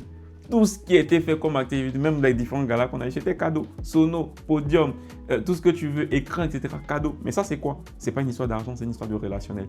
Mais les gens aussi, justement, t'aident parce qu'ils voient en toi aussi un potentiel aussi parce que tu respectes et que tu honores. Donc vraiment, c'est une lucarne pour moi de pouvoir honorer ce genre de personnes. Et la deuxième personne aussi que je voulais honorer, c'est vraiment Hamza Diaby, qui est vraiment pour moi le parrain de l'association à titre officiel, qui nous a vraiment porté, qui nous a aidé aussi à ouvrir notre champ de réseau. C'est la première personne qui nous a aidé aussi à rencontrer des ministres, nous a aidé à pouvoir toucher des autorités qui venaient. Et quand ces personnes aussi justement venaient et ils voyaient justement, ils étaient surpris de se dire, en fait, c'est une association d'étudiants qui organise ça. Et c'est comme ça qu'ils nous aidaient par moment. Ça peut être du soutien matériel, du soutien financier. Et c'est vraiment, donc la force du réseau pour moi, c'est tellement important. Je pense qu'en passant également, on peut remercier Mohamed Fofana aussi. Mais bien sûr, tu m'as présenté. Mais bien sûr. Parce qu'il faut dire comment j'arrive, je profite également. C'est ça, du réseau. Tu m'as plu également sur ton réseau. C'est ça. Donc je profite également pour te vraiment remercier. Mohamed Fofana qui était lui-même alumni de l'université. Et c'est très important de le dire. Je me rappelle que la première activité qu'on a organisée, qui était la journée d'intégration justement, la première avec les clubs, etc. C'est Mohamed Fofana qui avait quasiment tout géré. La partie photo, vidéo, etc. Et qui nous avait vraiment soutenus. Et pareil, ça a été aussi justement un grand frère qui nous a vraiment aidé. Franchement, infinie reconnaissance à ces 3 personnes-là parce que je pense que je n'aurais pas eu aussi justement le mandat que j'ai eu si je n'avais pas fait la rencontre. Donc je pense qu'il y a des rencontres qui changent des vies. Il y a des rencontres qui changent des vies. Et je profite à l'occasion également pour dire je pense que l'appel du président Joël Akoun, est-ce que je n'oublierai pas? Je suis sur le pont de Gaulle, je pense. Ouais. Charles de Gaulle. Ouais. Je suis sur le pont Charles de Gaulle. Ouais. Je pense qu'on est aux alentours de 19h, 18h, 19h. Ouais. Et je reçois ton coup de fil. Et moi, je n'y pense même pas. Mais d'autres ont dit que tu as fait de la stratégie. C'était un plan. Non, moi, je n'avais pas de stratégie. Voilà, tu vois, ça rejoint ce qu'on disait. Pour moi, c'était servir l'association et pour moi, c'était un plaisir. Exact. J'étais content de le faire. Et quand tu me dis, Paul, tu sais, tu peux être président de l'association des étudiants de IUA, je vais être honnête avec toi-même. Avec toi, excuse-moi. Je vais être honnête avec moi-même déjà. En fait, je n'y crois pas. Je me dis, mais comment je vais faire? Je ne connais personne dans la ville, parce qu'il faut le dire. Tu venais d'arriver, moi, je venais d'arriver. En Côte d'Ivoire. En Côte d'Ivoire. Donc je me dis, mais attends, je pense que le président Joël Akoun se trompe. Mais je réfléchis et tu me dis, non, c'est possible, on y va. Et au final, je gagne. Donc je profite de l'occasion également pour te remercier. Non, c'est normal. Là, devant les caméras, devant toutes ces personnes-là qui nous suivent de partout. C'est pour ça, chaque fois, lorsqu'on me remonte des informations, des avis, je dis, pour moi, Joël, c'est un frère. Et peu importe les avis, moi, ce frère-là, je le porterai jusqu'au bout. Et ça, tu peux en être sûr. Non, je suis sûr et certain. Et c'est pour ça que je suis là aujourd'hui. Et merci encore d'avoir accepté, notre invitation. Pour terminer avec IUA, aujourd'hui, c'est vrai que les choses ont changé à IUA. L'association des étudiants n'est plus active. A beaucoup évolué, Le modèle a vraiment changé. Le modèle a changé. Est-ce que tu es un peu déçu? Mais vraiment honnêtement, en fait, parce que moi, j'ai certains retours. Je tiens à le dire. C'est pas pour critiquer, incriminer l'approche de l'administration, parce qu'aujourd'hui, ça fonctionne. L'université se développe, il n'y a rien à dire. Mais est-ce qu'il n'y a pas un petit regret? Oui, de façon très honnête, il y a forcément Non, un mais regret. c'est pas pour. Non, il y a forcément un regret. Il y a forcément un regret. Et effectivement, comme tu le dis, le regret n'est même pas forcément au niveau de l'administration parce que de toute façon, quand on met un modèle en place, Oui. c'est que ça fonctionne. Et si aujourd'hui, IUA continue à se développer, Oui. donc en fait, l'administration fait ce qu'elle a à faire. Tout à fait. Après, je pense aussi qu'il y a des choix, il y a des décisions qui ont été prises par rapport à l'enchaînement aussi de plusieurs expériences. Donc, Je suis d'accord. pouvoir canaliser. Sachant que aussi, effectivement, à un moment donné, on parle quand même d'une association. Moi, je pense que quand je termine mon mandat, on est quoi? On est peut-être à 3000 étudiants. Oui. Toi, après 4000, 5000. 4000, 5000, c'est ça. Après, il y a eu Bonnel, voilà, et tout, qui a récupéré. Aujourd'hui, on parle d'une université justement qui a quasiment près de 10 000 étudiants, tu vois, aujourd'hui. Donc, je pense que c'est plus les mêmes enjeux. Et c'est aussi pour ça qu'à un moment donné, l'administration est obligée, je pense, de pouvoir mettre une certaine autorité. Maintenant, le pincement, justement, le petit regret vient du fait de se dire, nous, aujourd'hui, on est très fiers de dire qu'on a autant été actifs, justement, dans la vie associative. Et c'est aussi ce qui nous a permis de faire ce qu'on fait. Je vais donner un exemple très simple. Moi, aujourd'hui, et pareil pour toi, on évolue aujourd'hui dans plusieurs secteurs d'activité. Mais en fait, je pense que les 3 quarts des secteurs d'activité dans lesquels on évolue aujourd'hui, ce n'est pas nos secteurs de prédilection dans lesquels on a vraiment étudié. Moi, je n'ai pas fait d'école d'événementiel, tu vois, par exemple. Et je n'ai même pas fait d'école de com.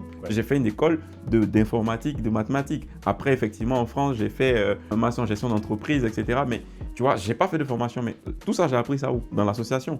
Donc, c'est de se dire qu'il y a quand même un vivier d'étudiants aujourd'hui, plusieurs milliers, qui peuvent vraiment, en tout cas, profiter de ce cadre-là aujourd'hui. Pour se découvrir des talents, exactement. un potentiel. Sachant que, tu sais, moi, j'ai toujours dit l'association, c'est une entreprise, mais à moins de risques. Ouais, je suis d'accord. Tu vois, c'est-à-dire qu'aujourd'hui, quand tu crées une entreprise, tu as des coûts qui sont engagés. Il y a beaucoup de choses, mais en étant dans une association en plus qui est dans une université, en fait, tu peux tenter tout ce que tu as tenté. Tu apprends, tu te documentes, tu grandis, mais sans les risques de se dire, en fait, demain, tu ne dois payer personne. En fait, c'est pour ça que je dis c'est une entreprise à moins de risques. Mais c'est là où tu apprends le plus, en fait. Et c'est très formateur. Moi, c'est très formateur. Ouais. Je pense qu'aujourd'hui, les 100% de choses que je fais, il y a peut-être 60%, 65% que j'ai appris dans la vie associative. Et c'est vraiment de là que vient ce pincement-là. Mais bon, en même temps, je pense qu'il ça la vie. Il n'y a pas de mal aussi à envoyer un petit message à moi, l'administration en disant si jamais il y a des possibilités, moi, je pense qu'on devrait, pourquoi pas? Moi, je pense qu'on devrait continuer à ouvrir, bien sûr encadrer, parce que je pense qu'on a besoin de discipline. Parce qu'à un moment donné aussi, on l'a vu, ça a été pareil à notre époque, pareil aussi, tout ça, c'est que je pense que quand il y a trop de patients aussi, à un moment donné, il y a beaucoup de dérives. Donc, je pense qu'il faudrait que l'administration continue à encadrer, mais moi, je milite en tout cas pour qu'il y ait plus d'ouverture pour permettre vraiment aux étudiants de pouvoir s'exprimer. D'accord. Bon, je pense que le message est entendu. C'est ça. Et si on n'arrête pas le sujet, l'association risque de faire 2 heures. Non, on risque de faire 2 heures. Merci beaucoup. La transition, elle est toute faite. Je pense qu'on va avancer. On va passer à un autre sujet.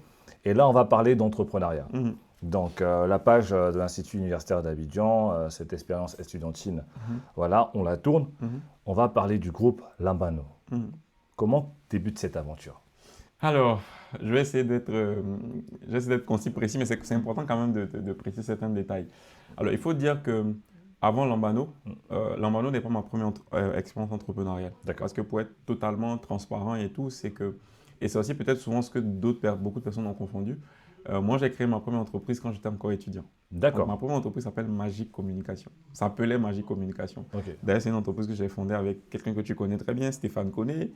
Aujourd'hui, qui a Stéphane Koné Photo Studio. Bien sûr. Voilà, Donald Coffee et tout. Donald que tu connais également. Exactement. Bien sûr. Donc, en fait, c'était vraiment une entreprise qu'on avait créée avec Idriss Kafana aussi. Que je connais également. Que tu connais très bien aussi. Sûr, donc, en fait, on avait créé une entreprise de communication et vraiment de transformation digitale qui était incubée justement dans l'université, mais qui faisait des prestations du coup à l'extérieur. Donc c'était ça ma première expérience entrepreneuriale. D'accord. Donc l'entreprise, je l'ai gardée pendant 4 ans à peu près. Parce que après ma licence, du coup, 3 mois, je suis venu en France. Ouais. Donc, on l'a quand même gardé parce que c'est aussi cette entreprise-là qui m'a permis de justement commencer mon activité dans l'événementiel que tu connais, le conseil pendant le concours Miss Côte d'Ivoire. J'ai accompagné plusieurs Miss Côte d'Ivoire et tout aux différentes élections. Donc, c'est avec justement Magic Communication que j'ai fermé en 2017. En 2017-2018 que j'ai fermé l'entreprise. D'accord. Et justement, après cette phase-là, pour ceux qui m'ont vraiment suivi, il y a vraiment une phase de transition où j'étais plus trop actif sur les réseaux. Okay. Tu vois, la phase de 2016-2017, tu regardais, je faisais même des vidéos de motivation, tout ça, tu te souviens et tout. Ouais. Et puis 2018-2019, tu vois, moins présent parce que déjà, Quand je suis arrivé en France, j'ai fini mon master, j'ai commencé à travailler. Donc, j'étais salarié et tout en France et tout, dans des boîtes de conseil et tout. Et puis, moi, pour parler de c'est aussi quelque chose qui fait partie de mon témoignage. Hein.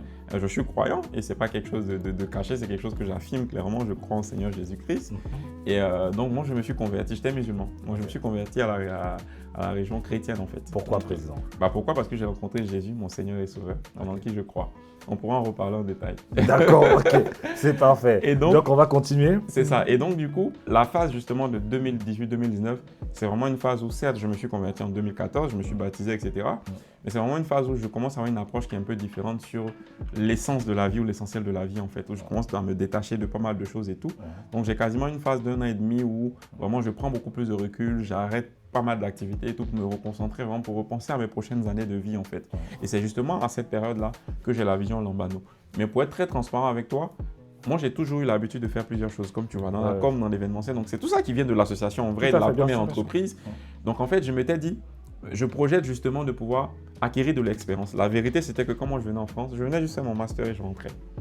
Quand je finis mon master, j'ai la grâce d'être en alternance et je suis recruté j'ai une proposition d'emploi avant même de terminer, tu vois, mon cursus et tout.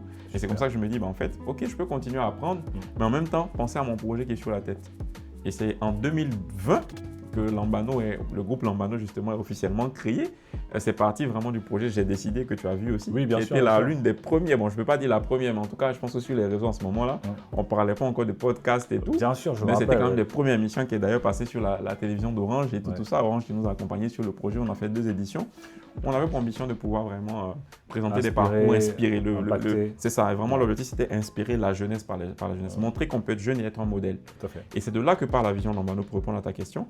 Donc, je crée, mais en fait, ce qui est marrant, c'est qu'à ce moment-là, je crée l'entreprise Lambano Group. Mais pour être vrai avec toi, il n'y avait qu'une seule entreprise dans Lambano Group. Donc, c'était que le volet communication, digital, production audiovisuelle. D'accord. Maintenant, le fait que je m'investisse aussi dans mon service à l'église, à ce moment-là que je me rapproche encore plus de Dieu, à un moment donné, justement, j'ai cette conviction-là de mettre mes talents aussi au service de Dieu. Tu vois, après, je ne vais pas rentrer dans tous les détails, mais c'est justement là aussi, je me dis, en fait, tous les talents que le Seigneur m'a donnés dans la communication, dans l'événementiel, je peux l'utiliser justement pour promouvoir aussi des talents chrétiens. Et c'est comme ça que du coup, je décide de créer d'abord le label. Et c'est là aussi que je rencontre mon épouse aujourd'hui. Voilà, et c'est Esther Do. Esther Do, c'est ça. Esther Qu'on Do. salue en passant. Exactement. Donc, que j'aime très fort. Et du coup, c'est à ce moment-là qu'on décide avec elle du coup, de lancer un projet de label musical.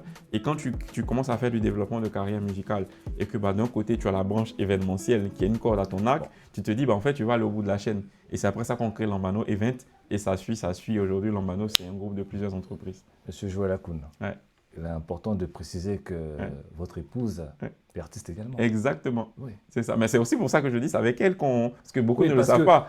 Le volet, c'est possible également de créer un label avec C'est vrai qu'il y a beaucoup de personnes qui vont aussi découvrir la vidéo et tout. C'est parce qu'elle est justement chantre qu'on commence à travailler, en fait, à faire un projet de construction de carrière. Donc, c'est vraiment avec elle que naît le label Lambano Music. Donc, au départ, elle est la première artiste justement à être produite dans le label. Donc, quand je parle de production, pour ceux qui nous suivent, c'est simplement le fait de vraiment penser la vision de la carrière artistique, accompagner, naturellement, financer aussi les œuvres, gérer la com, toute l'image de l'artiste. Et puis, voilà, par la grâce de Dieu, après elle, on a un deuxième artiste qu'on signe, un troisième, un quatrième. Et puis, aujourd'hui, Lambano fait son petit bout de chemin. Est-ce que c'est difficile de travailler avec son épouse? Alors, avantage ou défi? Moi, je dirais avantage. Je dirais avantage parce que je pense que quand les choix sont bien faits, en vérité, je ne pense pas que ce soit plus, difficile de travailler avec son épouse que de travailler avec quelqu'un avec qui on ne dort pas la nuit. Donc, non, moi, je pense que quand les choix sont bien faits, mais c'est surtout faut avoir une vision qui est claire. Il n'y a pas de difficulté? Pour moi, les difficultés ne sont pas forcément liées au fait que ce soit ton épouse. Après, oui, il peut y avoir des particularités. Vie familiale et vie professionnelle. C'est ça. Donc, mais tu vois, moi, je pense aussi que c'est peut-être une qualité que j'ai développée depuis petit, c'est que j'ai toujours fait la distinction entre ma famille et le travail. J'aime prendre vraiment beaucoup d'exemples. Tu te souviens, moi, dans l'association, il y avait mon grand frère qui était dans l'association, qui était membre du bureau. Tout à fait. Mais il n'y a jamais eu un conflit de c'est le grand frère du président. Non. Quand il était dans l'association, ce n'est pas mon grand frère.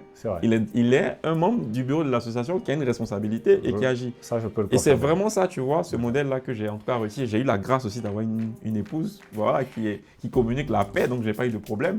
Donc oui, ça peut être un défi, effectivement, il ne faut pas l'omettre parce que si en plus il y a le professionnel, il y a le familial et qu'on n'est pas capable de se dire les choses aussi, ça va forcément influer aussi sur la relation familiale. Mais vous avez su trouver l'équilibre. Trouver l'équilibre et je pense que c'est aussi la grâce de Dieu, il faut le dire clairement. Alors, vous l'avez dit tout à l'heure, dans le label, il y a d'autres artistes qui sont accompagnés, Oui. parmi lesquels on retrouve Jonathan Gambella. C'est ça. Jonathan Gambella, aujourd'hui, on book justement. Donc, Jonathan Gambella n'est pas produit par Lambano, D'accord. mais vraiment, Lambano s'occupe de tout le booking. C'est-à-dire qu'il est artiste en autoproduction. Ok. C'est-à-dire que c'est lui-même qui va financer c'est la production de ses albums, etc. Tout ça. Par contre, tout ce qui va être vraiment volé aujourd'hui, organisation événementielle autour, aussi, il doit être sollicité. Tout le booking, justement, passe par Lambano. Et d'ailleurs, en ce moment, on est en tournée africaine. Donc, Lambano, justement, pilote toute l'organisation de la tournée africaine de Jonathan Gambella. Alors, avant de revenir à la tournée africaine, pourquoi le choix de Jonathan? Alors, déjà, c'est le choix de Jonathan, c'est également le choix d'Esther, le choix d'Axel Lévy, le choix de Stélia Kumba, le choix de Laurine. C'est d'abord un choix de cœur, de conviction. C'est-à-dire que c'est d'abord des personnes, même mon épouse aujourd'hui, c'est d'abord des personnes avec qui on a développé un certain relationnel, premièrement. Et au-delà du relationnel… Mais là, on est dans le business. Non, pour moi, ce n'est pas le business. Et c'est là la différence. Ok. Voilà, c'est là la différence que je vais préciser. Tu vois, aujourd'hui, il faut avoir l'honnêteté de dire qu'à un moment donné, quand une activité devient professionnelle, il faut justement la professionnaliser. Mais il y a une différence. Pourquoi je te dis que ce n'est pas le business? C'est qu'il y a une différence entre quand je décide, par exemple… Non, je veux dire par là, dans le business, je vais expliquer. Le côté on s'entend bien. Mais non, pour moi, c'est fondamental. Justement, parce que d'abord, l'œuvre qu'on fait, surtout par rapport à la musique, elle est spirituelle.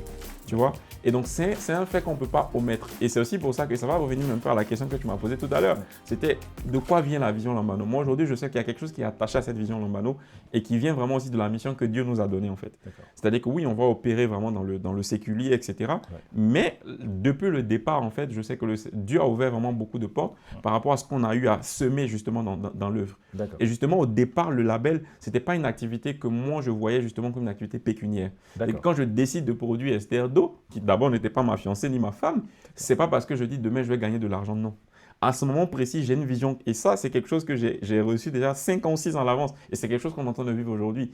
Déjà en 2020, justement, Dieu, justement, en fait, je ressens vraiment, le Seigneur vraiment me parle clairement, c'est-à-dire que j'ai la conviction que si des chrétiens aujourd'hui ne deviennent pas maîtres de l'écosystème musical gospel, en fait, c'est d'autres personnes qui viendront récupérer cet écosystème-là. C'est de là que part cette conviction-là. Et c'est pour ça que je dis, premièrement, il y a eu le relationnel qu'on a développé, puis deuxièmement, aussi, justement, l'intimité qu'on voit de ces personnes-là, c'est des personnes qui ont un témoignage, tu vois, qui ont un parcours aussi. Et quand on parle de témoignage, ça ne veut pas dire que même moi, le premier, que tout était clair, tout était nickel, mais on sait qu'il y a une sincérité de cœur et il y a un amour pour Dieu. Et c'est ça le critère, en fait, de se dire, on peut être partenaire au-delà de producteurs, d'artistes, bookers, etc. On est des partenaires de destinée, en fait. Et c'est ça vraiment qui drive l'aventure Lambano Music. D'accord. Alors, M. Joalakoun, on a parlé de tournée africaine. Comment on organise une tournée africaine, sachant qu'on vit, on vit en France? Alors, on peut faire… Après, bon, moi, je vis aujourd'hui en Côte d'Ivoire et en France. Donc, c'est différent. Donc, parce que déjà, j'ai grandi en Côte d'Ivoire, voilà, tout ça. Mais au-delà de ça, c'est qu'aujourd'hui, je vis autant en Côte d'Ivoire qu'autant en France, en fait. Donc, ça fait qu'en réalité, effectivement, j'ai l'avantage de connaître la culture africaine, comment un peu ça se passe un peu en Afrique. Après, organiser une tournée africaine comme ça, je pense que c'est aussi une question d'expérience. L'expérience du fait que, bon, déjà, nous-mêmes, on est organisateur événementiel. La preuve, sur la tournée, justement, de Jonathan Gambella, il y a plusieurs dates qui sont produites par Lambano. Donc, on est d'abord nous-mêmes organisateurs événementiels. Après, il y a l'expérience justement qu'on a pu avoir justement dans tous ces contextes-là. Et puis, c'est aussi la force d'aller chercher du réseau dont tu parlais tout à l'heure. C'est-à-dire qu'il y a des pays dans lesquels… c'est ça? Exactement. Comment ça se passe? Vous contactez les gens? Vous contactez… Alors, ça dépend. Vous contactez qui exactement? On va forcément contacter des producteurs. Mais la réalité, c'est qu'aujourd'hui, quand on va prendre le cas aussi de Jonathan Gambella, qui quand même aujourd'hui est l'une des figures principales aujourd'hui du gospel francophone, donc c'est clair que la demande, elle est énorme. Donc, il y a beaucoup de personnes déjà qui nous contactent parce que directement on le book, mais derrière c'est tout un travail. C'est pas parce que même si on a 10 propositions, on a 15 propositions, comme je le dis, il y a nos valeurs, tu vois. Quels sont les critères sur lesquels vous basez pour accepter des propositions? Il y en a énormément, il y a beaucoup de critères, mais si je dois citer quelques-uns, déjà premièrement, on va regarder justement c'est qui la prod qui nous contacte, c'est quoi les valeurs, parce que ça reste nous, l'œuvre qu'on fait, les sets musicales, mais comme je dis, il y a vraiment le volet spirituel qui est pour nous un élement qui est fondamental. L'argent, c'est pas ça le premier critère. Voilà, il faut vraiment beaucoup plus que ça. Deuxièmement, il y a le côté professionnel, parce que ça reste la musique, ça reste un art aussi. Donc vraiment, quelle est l'expérience de la production, quels sont les conseils qu'ils ont fait, etc. Donc c'est vraiment ces deux éléments. Et puis après, troisièmement, organiser une tournée aujourd'hui, voyager avec un artiste d'une telle renommée, avec également tout un staff, parce que quand on se déplace, c'est plus de 15 personnes, 16 personnes, 18 personnes par moment. Justement, avoir aussi une production qui est capable de pouvoir supporter tous ces coûts-là. Donc c'est vraiment ces critères-là qui rentrent en ligne. Est-ce que c'est rentable d'être booker? Rentable dans quel sens? Financièrement. Dans quel sens? Je vais être précis. Là, on a le producteur qui lui doit déjà gagner de l'argent. On a l'artiste qui doit gagner de l'argent. le booker Alors, ça dépend. se positionne comment comme intermédiaire Oui, mais justement, c'est Ok. c'est des rôles qui sont différents. Parce qu'il y a la Mais est-ce que production, c'est rentable? Est-ce que c'est pour ça que je quel est dis- le pourcentage pour parler de chiffres Non, on va rapidement? pas rentrer dans les détails. Non, mais pour ceux qui nous suivent. Oui, mais on va pas rentrer dans les détails. Parce que Grosso ça reste des choses modo, contractuelles. grosso Ça ne me modo. concerne pas moi, mais pour te dire, Ouais. l'industrie musicale, elle est régie. Tout à fait. Généralement, les bookers et tout, donc les bookers, managers, etc. Bon, le booking de façon globale, très souvent, va récupérer une commission sur les cachets des artistes. De combien? Et généralement, ça va être entre 15 et 20%. Ok. C'est ça les pourcentages. Voilà. Ok. Et quels sont les engagements en fait? Bah, les engagements, déjà, comme je l'ai dit premièrement, c'est que la personne qui book, ça veut dire que c'est lui qui est le garant de la relation. D'accord. Donc, on doit s'assurer de pouvoir faire les bons choix de partenaires, de prestataires, aussi de booker l'artiste sur des événements qui sont en droite ligne avec ses valeurs, D'accord. avec son art, tu vois, qui vont parler. Donc, en fait, il y a beaucoup de choses. Donc, c'est pas juste j'ai un numéro de téléphone, on m'a contacté et c'est beaucoup de choses. D'accord. Derrière l'organisation d'un événement, il y a beaucoup de trucs. Ça, il va voir la logistique à gérer, il va voir la technique. En fait, donc c'est vraiment un peu comme une sorte de, bon, je vais pas appeler ça meneur de jeu, mais en tout cas une sorte aussi de, un peu de maestro qui est au milieu pour s'assurer que toutes les parties, et c'est pas lui qui va tout faire. En tout cas, s'assurer que les bonnes personnes sont à la bonne place et que tout se déroule bien, que l'artiste justement arrive à délivrer sa prestation ou son projet en bonne et due forme. Est-ce qu'en termes de booking, pour terminer sur le sujet avant de parler de politique, est-ce qu'aujourd'hui vous êtes engagé sur la réussite ou l'échec d'un événement? Oui, bon, je Sachant pense que vous n'êtes pas producteur. Ben, ouais. Parce que les producteurs souvent s'engagent. C'est une très bonne question. Ouais. C'est une très bonne question. Mais moi, je pense que l'engagement, il est d'abord moral. Ok. C'est-à-dire qu'effectivement, ce n'est pas un engagement de résultat, Oui. dans le sens où, effectivement, moi, je vois la personne qui est en face de moi, je vais voir l'expérience qu'il a eue, tu vois, les critères qu'on a donnés. Tout à fait. Mais effectivement, je ne suis pas l'organisateur. Donc, je ne peux pas être le garant, finalement, de tous les résultats. De si, par exemple, il y a eu un quoi que ça s'est mal passé, logiquement, la responsabilité ne peut pas m'incomber.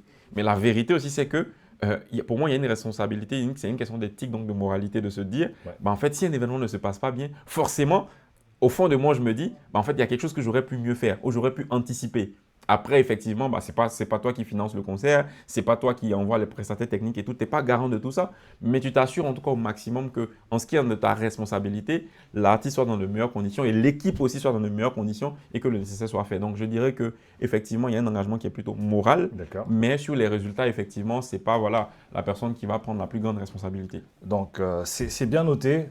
Alors, Joël Akoun, pour finir avec ce chapitre, il ne faut pas s'attendre à une quelconque collaboration entre votre label et un artiste comme Imra ou encore Didi B. Ça ne rentre pas dans votre vision. On n'aura pas. Je dois répondre. Bien sûr. Comment ça, c'est même pas un débat? Ouais. Parce que tu vois, Il ne faut pas s'y attendre. Toutes les personnes qui nous suivent. C'est le type de question qui. Non, il ne faut pas s'y attendre. C'est le type de questions souvent qui vont créer des polémiques qui ne doivent même pas venir. Mais il n'y a pas de polémique. C'est juste, il ne faut pas s'y attendre. Il n'y aura pas de collaboration avec les artistes comme Imra ou encore Didi B. Si. Il peut en avoir. Ah, il peut en avoir. Parce que l'objectif du gospel, c'est de gagner des âmes. Donc demain, quand ils seront gagnés… Il peut avoir des collaborations. Mais quel type de collaboration? On en parlera à l'occasion de notre émission, peut-être. Alors, transition toute faite, on va avancer, on va terminer avec le chapitre politique. Ouais. Joël Akoun, aujourd'hui en politique. Depuis combien de temps? Alors, depuis combien de temps? Je dirais depuis… Parce que certains ont été surpris. J'ai envie de dire certains ont été surpris. Non, je pense que ceux qui ont été surpris, c'est ceux qui ne me connaissent pas, tu vois, ou ceux qui ne m'ont… surpris devant Joël Akoun au PDCI, parce que ça, c'était pas annoncé également. C'est ceux qui ne me connaissent pas, mais tu vois, déjà, on a beaucoup parlé de l'associatif. Ouais. Pour moi, c'est vrai qu'aujourd'hui, la politique, par moment, peut avoir, bon, surtout en Afrique, tu vois, mauvaise connotation.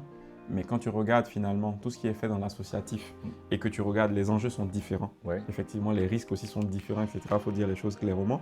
Mais pour moi, c'est qu'une histoire d'étapes. C'est comme un escalier à 3 niveaux, à 5 niveaux. Mais pourquoi avoir choisi le PDCI alors? Parce que c'est le parti qui convenait à mes valeurs, qui convenait à la vision que j'avais. Vous êtes fait coopter?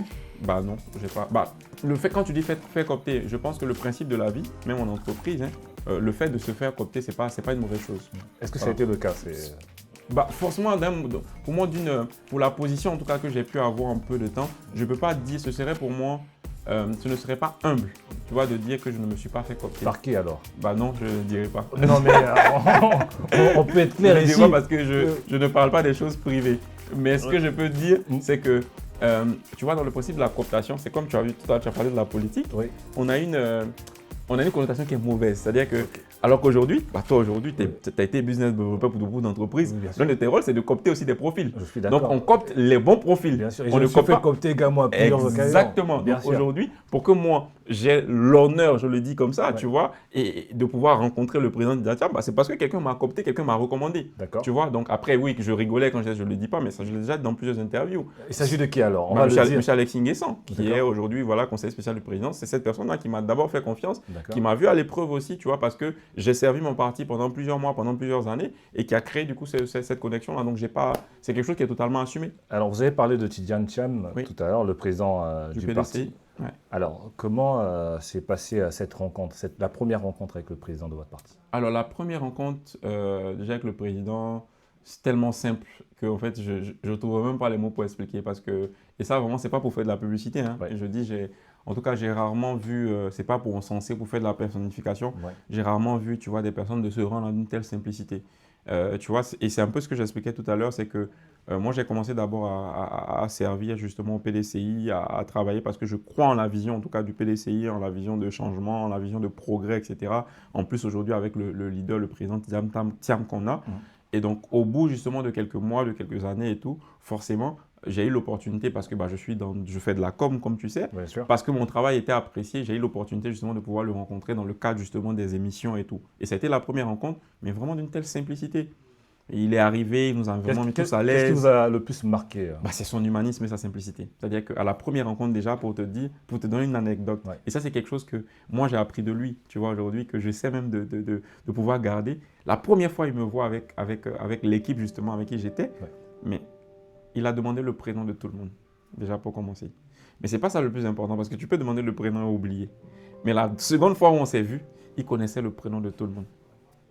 Est-ce que tu vois comment c'est fort? Parce que tu te dis, quand tu regardes un tel parcours, tu te dis le nombre de personnes qu'il Qui rencontre. rencontre, bien sûr. Et à la base, il rencontre une équipe, certes, oui, qui est stratégique, etc., mais qui est d'abord technique, tu vois, dans le cas de tournage, etc., tout ça. Donc, j'ai envie de dire, il y a beaucoup de choses, mais nous donner du temps, échanger avec nous, chercher à savoir clairement qui on est, ce qu'on fait, etc., pour moi, ça, c'est salutaire. Et d'ailleurs, c'est l'une des choses qui m'a donné encore plus de motivation de dire, en fait, j'ai fait le bon choix, j'ai cru en tout cas au bon leader. Et aujourd'hui, du coup, on continue à pouvoir œuvrer à notre niveau pour pouvoir développer en tout cas le parti et puis permettre à ce que les choses puissent aller dans le bon sens. Alors, Monsieur Joël Akoun, on s'approche de la fin de notre entretien. La dernière élection présidentielle en Côte d'Ivoire a été marquée par une divergence au sein du PDCI entre le président Tidjane Thiam et Jean-Louis Billon. Quel est le climat actuel au sein du parti? Belle question. Alors déjà, pour dire, c'est mon avis personnel, c'est que les climats de divergence, pour moi, on en trouve dans tous les partis politiques. Donc en fait, le cas de figure qu'on a eu, en réalité, c'est qu'en fait, ce n'est pas le premier cas et ça ne sera pas le dernier cas. Moi, je pense qu'il y a beaucoup d'instrumentalisation, il y a beaucoup de polémiques qui sont créées qui n'en valent pas la peine en fait. Aujourd'hui, pour moi, on n'est même plus dans un débat, on n'est même pas dans un débat Tidjane Thiam, Jean-Louis Billon. Le président du PDCI RDA élu s'appelle Tidjane Thiam, c'est ce qu'il en est.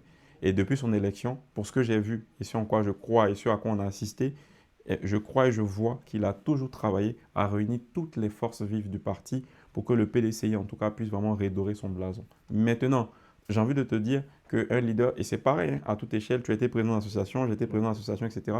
C'est les mêmes, pour moi, c'est les mêmes défis en fait qu'on rencontre à tout moment. À une autre échelle. En fait. À une autre échelle, tu vois. C'est pas parce qu'on est président d'un parti et que parce qu'on a une personne, on a deux personnes, on a même 5 personnes ou 10 personnes qui ne sont pas forcément en phase avec notre façon peut-être de diriger, etc., qu'on n'est pas en train de bien diriger. Mais là, par contre, on a l'impression, après ça peut être relatif, ça peut être interprété autrement, on a l'impression que le PDCI perd des poids lourds aujourd'hui. Pas du tout. Pour moi, pas du tout, parce que jusqu'à preuve du contraire, tu as cité quelques noms, etc. Jusqu'à preuve du contraire, ces personnes sont toujours membres du PDCI. Donc, ces personnes n'ont pas quitté le PDCI pour être d'un autre parti. Et même si demain elles le font, j'ai envie de dire, c'est un choix politique qui est sûrement assumé. Moi, je ne vais pas les juger et je ne pense pas qu'il faudrait les juger. Je pense que le plus important, c'est que les gens fassent les choses avec conviction, qu'ils aient une vision bien claire et précise et simplement qu'ils assument. Aujourd'hui, le PDCI, et c'est quelque chose qu'on oublie très souvent, on est quand même un parti qui est dans l'opposition depuis combien d'années? Ça fait plusieurs décennies que le PDC est dans l'opposition. Donc, Tout à fait. aucun parti aujourd'hui en tout cas dans l'opposition n'est arrivé en tout cas à la cession du pouvoir et tout de façon assez simple. Donc, pour moi, ça fait partie du train de la vie. Donc, à un moment donné, il ne faudrait pas continuer à amplifier les choses ou à créer un débat personnel. Moi, je crois aujourd'hui, c'est pas parce que j'ai envie de dire j'ai eu l'opportunité d'être proche collaborateur ou quoi que ce soit. Non, je crois aujourd'hui que Tidiane Thiam, le président Tidiane Thiam est une chance pour le PDCI et ça, il est également l'avenir du PDCI. Et je pense que toutes les forces, en tout cas vives du PDCI, devraient s'unir autour de lui parce qu'il a toujours eu la main tendue pour continuer à développer le pays. Et nous, en tout cas, la génération beaucoup plus jeune, continuer à travailler et ne pas avoir justement d'animosité. Et on en parlait tout à l'heure en off. Aujourd'hui, le débat politique, il est encore plus passionné. Il y a des erreurs que nos dévanciers, nos pères ont eu à faire. Je pense qu'on ne devrait pas dans ce cas de figure. On doit être aujourd'hui à l'aise, nous en tant que jeunesse du PDCI, jeunesse du RHDP, jeunesse justement de d'autres partis, etc., de pouvoir être assis là, manger ensemble, boire ensemble, Et ça va faire la part des et ça va choses. faire la part des choses. D'accord. Et de se dire que l'idéologie, elle est différente, mais en fait, on n'a qu'une seule Côte d'Ivoire. On n'a pas deux Côte d'Ivoire. Et cette Côte d'Ivoire-là doit être développée par les enfants de la nation, qui doit être unie. Ça ne veut pas dire que je vais forcément totalement d'accord avec aujourd'hui la gouvernance du RHDP ou demain du parti qui sort. Mais non, l'objectif doit être vraiment penser Côte d'Ivoire. Et je pense que si on continue à penser Côte d'Ivoire et à ne pas penser nous-mêmes, je pense qu'on arrivera à changer le pays. Et tu vois, ça me fait penser à quelque chose. C'est vrai qu'on a quand même beaucoup parlé, mais c'est important quand on a ce genre de lucarne et tout. Aujourd'hui, la politique est très liée aux avantages. C'est-à-dire que quand on voit la politique, on se dit oui, ah ouais, moi quand je vais faire en politique et tout, on va, comme tu l'as dit, on va me coopter, on va me pistonner, je vais avoir tel poste. Aujourd'hui, il faut que nous, la jeunesse ivoirienne, la jeunesse africaine même en fait, aujourd'hui, on ait en fait une pensée qui soit différente. Tu vois, je vais donner un exemple très simple aujourd'hui. Moi, en tant que jeune, j'aurais pu dire, bah, en fait, c'est peut-être beaucoup plus simple d'être jeune, en tout cas de cette époque-là, aujourd'hui en Côte d'Ivoire, et d'être au RHDP par exemple. Je ne dis pas que tous ceux qui sont là-bas, tu vois, les choses sont peut-être totalement faciles pour elles. Exactement, mais je veux dire, c'est pas ça qui doit nous guider en fait. Je suppose que s'ils sont là-bas, c'est parce qu'ils croient en une vision. Il faut avoir un idéal. Tu vois, moi aujourd'hui, j'ai adhéré au PDCI parce que effectivement, l'avènement de Tidiane Thiam, et je le dis clairement, a été vraiment un sursaut de renouveau justement pour le PDCI. On voit tout le modèle d'excellence qu'il est, son parcours, etc. Je me suis dit aujourd'hui, avoir quand même telle personne, au-delà du fait que déjà de base, les valeurs du PDCI ont toujours été des valeurs que j'ai partagées. Oui, effectivement, le fait de voir Tidiane Thiam, ça a été un sursaut pour moi de dire, bah, en fait, ok, il y a quelqu'un qui arrive, bah, qui veut changer les choses, et c'est cette volonté de changement-là. Aujourd'hui, il faut qu'on change l'image de la politique. Et c'est aussi l'une des choses pour lesquelles moi j'ai été candidat. À Divo, je me suis présenté. Je n'ai pas été élu. J'ai peut-être fait la transition. En allant venir. Oui, juste, je finis sur ça, tu vois, pour dire que je ne me suis pas présenté parce que je me suis dit, bah, en fait, je vais gagner en vérité. Il faut dire les choses clairement. Hein. Ouais. Ce n'est pas le poste de député, en fait, aujourd'hui, qui aurait changé ma vie. Tu vois, je suis aujourd'hui toujours en train de me battre, de construire ma petite vie et tout, etc. Mais je veux dire, ce ne sont pas les avantages qui m'ont conduit à me dire je vais être candidat. J'ai été candidat parce que déjà, Divo, c'est la ville où j'ai grandi. Quand je pars à Divo, à chaque fois, je me dis, je vais être un acteur principal justement du développement de ma ville. Après, d'autres vont dire, oui, mais tu n'as pas besoin de non. Parce qu'aujourd'hui, je me dis, en étant député, j'ai une voix. Je peux parler, tu vois, pour la population. Je peux parler au nom de la population. Donc, en fait, vraiment, tout ce que je veux dire, c'est que toutes nos actions aujourd'hui qui doivent être guidées ne doivent pas être par rapport à l'intérêt, le profit financier, pécuniaire, etc. Ça vient forcément.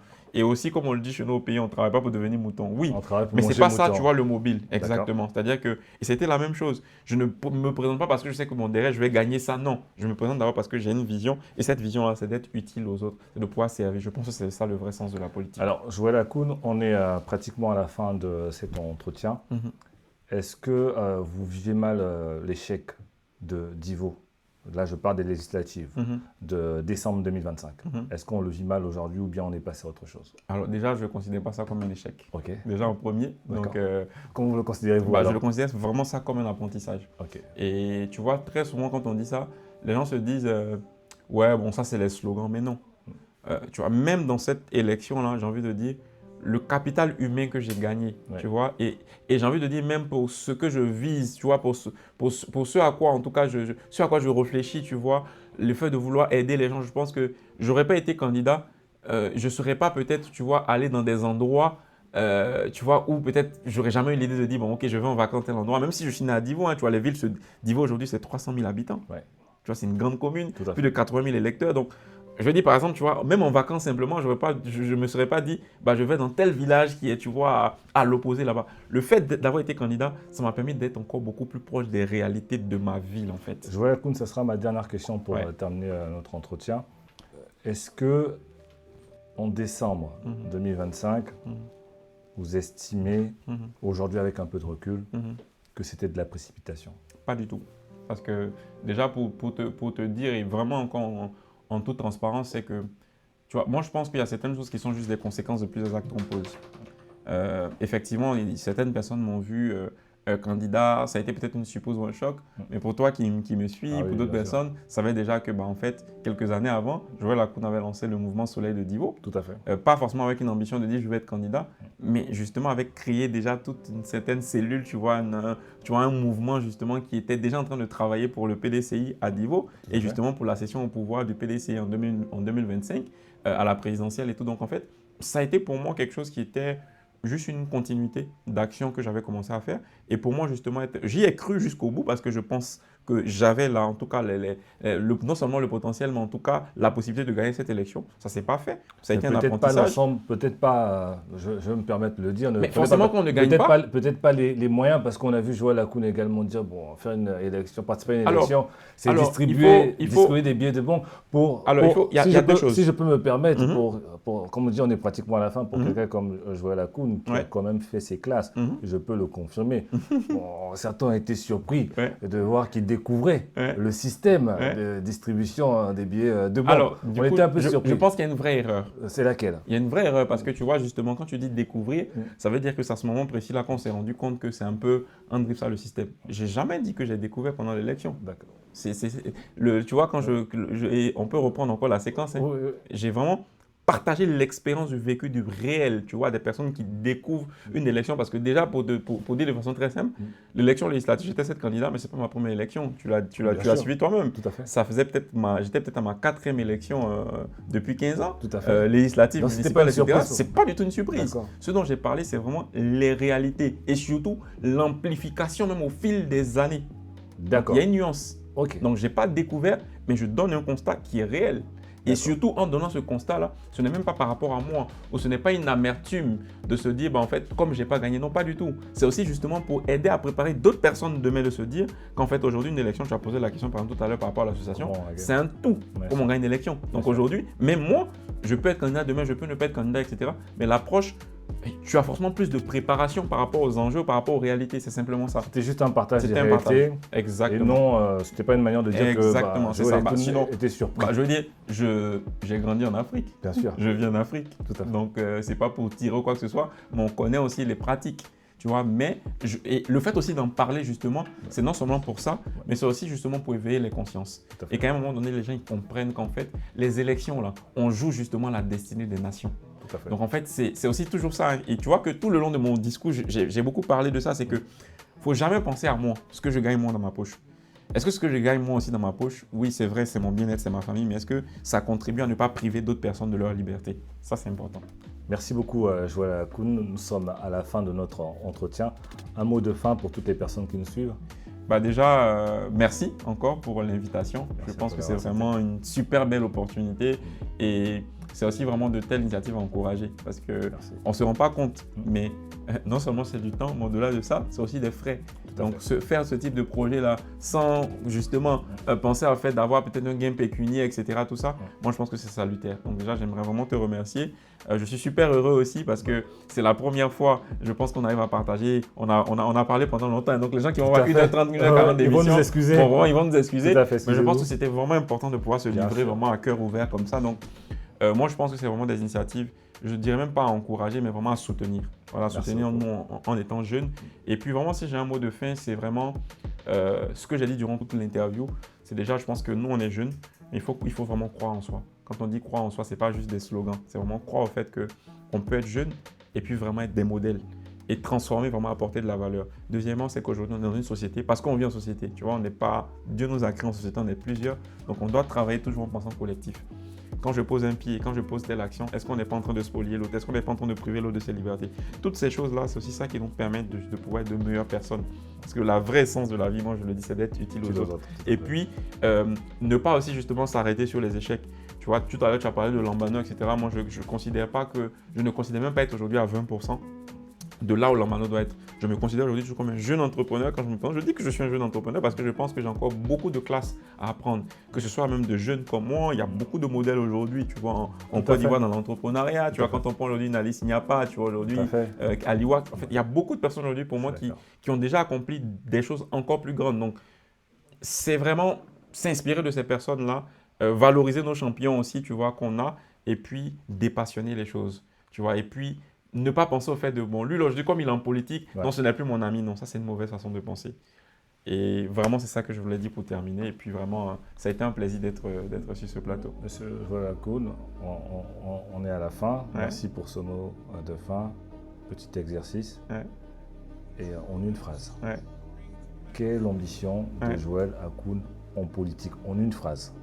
L'ambition de Joël Akoun en politique en une phrase. Servir la Côte d'Ivoire avec tout son cœur. Ah, d'accord. Bon, il n'a pas dit être ministre et tout. Non. Vous l'avez bien entendu. Ce n'est pas mon ambition. Merci à vous de nous avoir suivis. On vous donne rendez-vous la prochaine fois pour un autre numéro de Top Connection.